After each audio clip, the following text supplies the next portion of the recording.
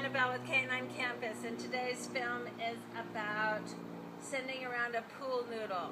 I have a column today instead of a pool noodle, just so that I have a little more width to show you maybe a little bit better the mechanics.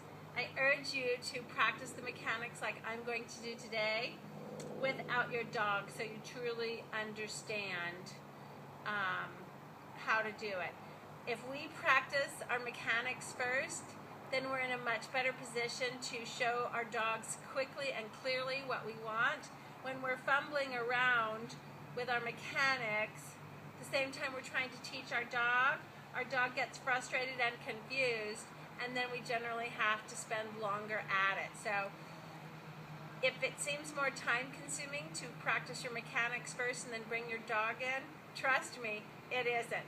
It's much more efficient to practice your mechanics, know what you're supposed to do, then bring your dog out, and within a few minutes, boom, you got it.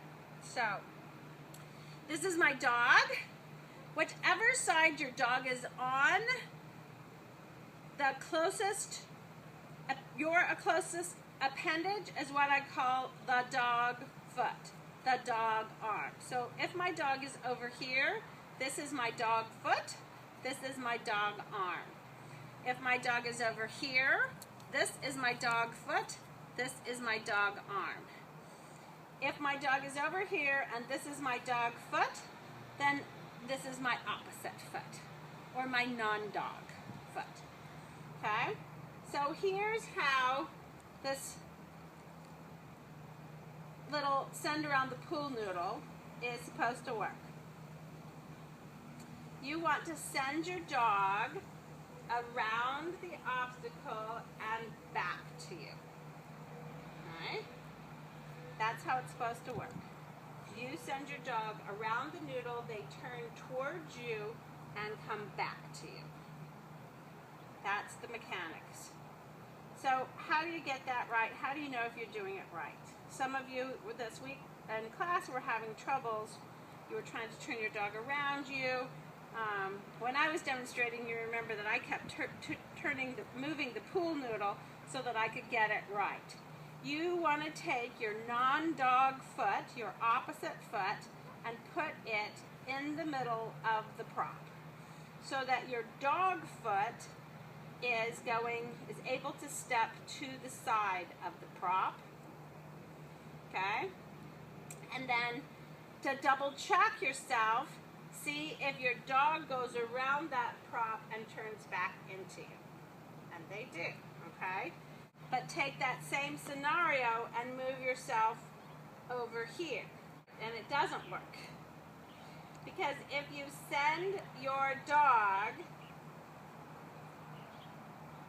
with this foot, he has to turn away from you to go around the prop. And we do not want that at this point in their career. So get your dog on one side, put your non-dog foot in the middle of the prop, and that's where you're supposed to start. If my dog was here, this would be my dog foot in the middle of the prop. And that would not allow me to step forward and send. Okay? And my non-dog foot would already be on the side. And that is not correct. So if my dog is on this side, my non-dog foot is going to be in the middle of my prop. If my dog is on this side, my non-dog foot is going to be in the middle of my prop. And that's how you can get yourself set up for success. So here's how it's going to work. Our goal is to send our dogs around an obstacle and come back to us. My opposite foot's in the middle of the prop. My dog foot is free to go on the side of the prop, and my weight is shifted. If you keep your weight balanced between your 2 feet, you actually can't lift this foot and move forward, right? Or then you'll be completely off balance. So you have to do a weight shift. Your dog foot is back. I'm holding my dog's collar or harness.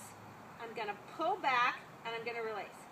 The very nature of you pulling back and releasing will spring your dog forward. If you pull back and release, your dog will go forward.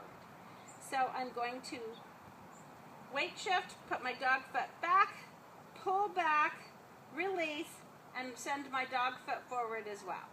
When that happens, simultaneously, almost simultaneously, I'm going to bring my cookie hand up, or just a half a beat afterwards. So it's going to look like this. Pull back, release, cookie hand. Okay? So you're going to meet your dog right back here on the opposite side from where you started from and give him his first cookie there. You're immediately going to be giving him a second cookie and bringing him around to start again. So I don't have my dog let loose very long at all. As I come back into position, I'm pretty much putting my weight on here. I take my cookie hand away. I'm ready to go. Pull back, release. This time I'm going to give the cookie. I'm going to meet my dog right here, kind of on the corner. So we only had to come an inch or two farther. And simultaneously, then I'm going to give him a second cookie, bring him around, set my non-dog foot in the middle of the pole, put my weight on it, take my cookie hand away, pull back, send, and this time I'm going to meet the dog right on the side here. So he's come a few more inches. Cookie around, set my non-dog foot. Dog foot's ready to go. Take my cookie hand away, pull back, release and send, and I'm going to meet them on the opposite corner here. This time I'm just going to step back. I'm going to play with my dog for a few seconds, and then I'm going to set them up to do it again. So now I'm going to have my dog on this hand. My non-dog foot's going to go in the middle of the prop. Same 6 inches, because now that we're on a new side, it's a brand new game. My dog foot is able to go on the side of the prop. My dog is able to turn around and come into me. So, because it's a brand new game, I'm going to start it exactly the same. I have cookies in my opposite hand. My weight is on my opposite leg. My dog hand is on the dog's collar or harness. My dog foot is back. I'm going to pull back, send, meet with a cookie right back here on the far end. Bring the dog back around with a second cookie. Take my cookie hand away. Weight shift to my opposite hand. Pull back, release, send, meet them with a cookie right here on the corner. Deliver a second cookie as I'm bringing them around. Release. I'm going to meet them right here on the side. Give them another cookie. Set my opposite foot up. Take my cookie hand away. Pull back. Release. Boom. I'm going to meet them this final corner. Then I'm just going to play for a few minutes. I'm going to release them and play. I'm going to try to assess which side was their weaker. And that's the beginning mechanics of it. I urge you to practice these mechanics first without your dog. You got to understand where you should be set up, where your dog's going to go, what your feet should be doing. Some people think, oh, that's just way too much trouble, it'll take too much time. It'll be very inefficient.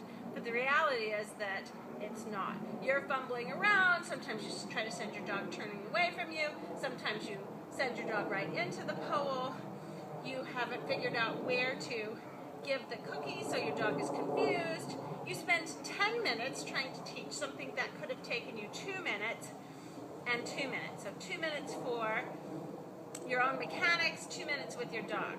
That's the kind of training I try to do. So I need to know my job before I can possibly teach my dog something. So now I've practiced my mechanics, I'm going to go get my dog.